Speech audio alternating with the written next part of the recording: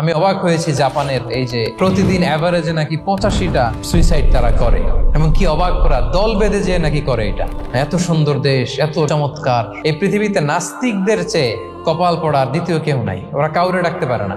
যে হিন্দু মন্দিরে যায় সে ওই হিন্দুর চেয়ে ভালো যে মন্দিরে যায় না, কারণ সে মন্দিরে যে কারো না কারো কাছে কিছু চায়, কিছু বলে, ঠিক কিনা? কিন্তু নাস্তিক কারে ডাকে? ও তো বলে কেউই নাই, তো ডাকবে কারে? নাস্তিকরা একা একা যখন থাকে, জীবন মরণ নিয়ে যখন তারা চিন্তা করে, ওদের দম বন্ধ হয়ে আসে। আর তার বিপরীতে আমরা কখনো হতাশ হই না, নিরাশ হই না। আমরা ভরসা রাখি একজনের উপর, তিনি কে?